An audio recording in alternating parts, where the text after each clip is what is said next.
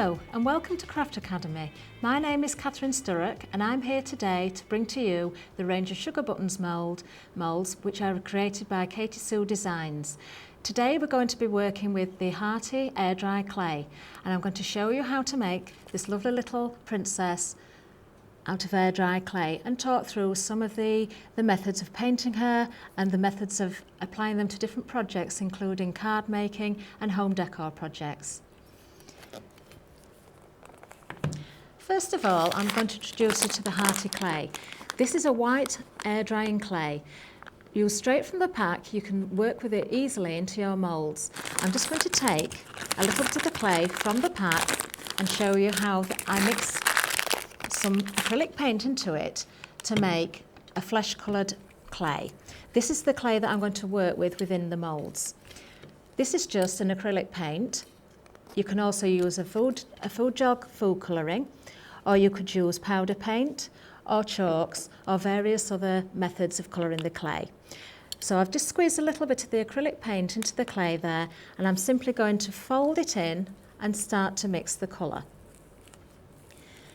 Now you keep to hand a wet wipe just in case you get any paint on your fingers, but if you manage to fold it inwards like this and stretch and knead the clay, you'll soon find that it begins to mix in nicely and it'll give a nice even colour.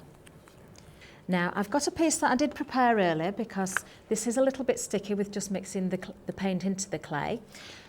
So I've got a lovely sheet here that has just been air drying slightly.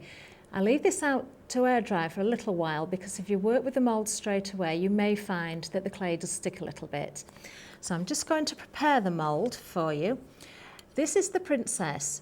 Now she is one of 4 characters from the Sugar Buttons range and we're going to work with her today. Now before I start to apply the clay to the mould, I'm just going to prepare it with a little bit of cornstarch simply by dusting the mould with the brush straight into the mould. Just pick up some of the cornstarch and brush into all the areas. Make sure that you work into the detailed areas, particularly the feet and the deeper areas of the mould. You can then tap out any excess before you go any further. Right, now we're back to the clay. This is the piece that I mixed earlier, so it's now air dried to an extent so that it's very easily workable. You can soon tell when the clay starts to dry enough to work in the mould. You will feel as you begin to stretch it, it becomes a little firmer.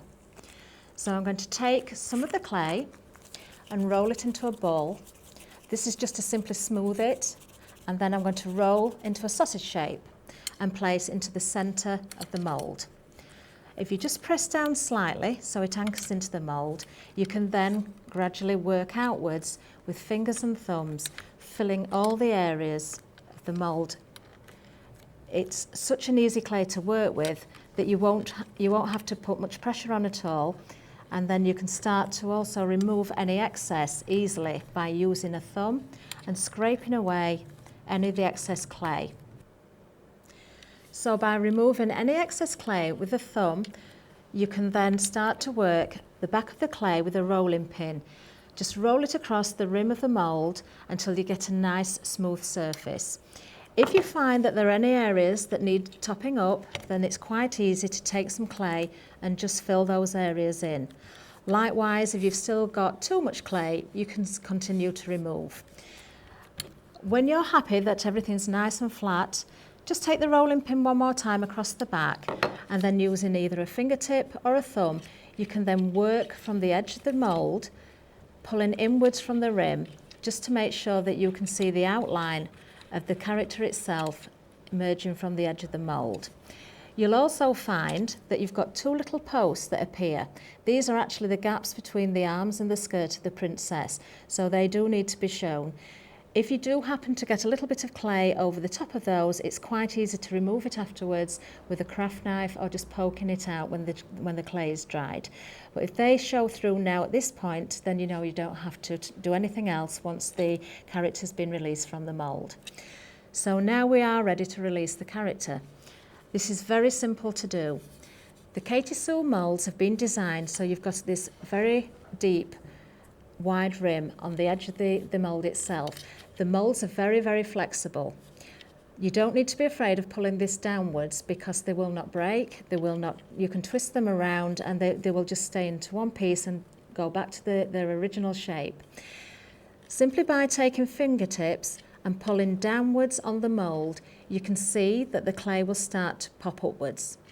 It's quite easy then to just ease out the character from the mould just by gently lifting out, and you will see that it picks up every bit of detail from the mould itself.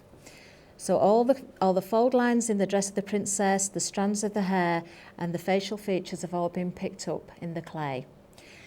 Because this is air drying clay, it will start to shrink slightly as it dries out. This is because there is moisture in the clay. And once the clay starts to dry, you will notice that there is some shrinkage, but it will not lose any detail at all. If I just show you once again the little book that I've made with the air dry figure on top, you can see she's now been coloured. There are many different ways of colouring with inks and paints. My preferred method is actually with the acrylic paints.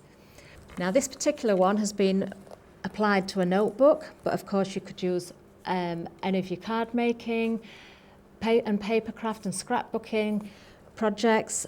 She'd look beautiful on there, home decor as well, perfect for children's bedrooms. There are so many ways of working with these little characters.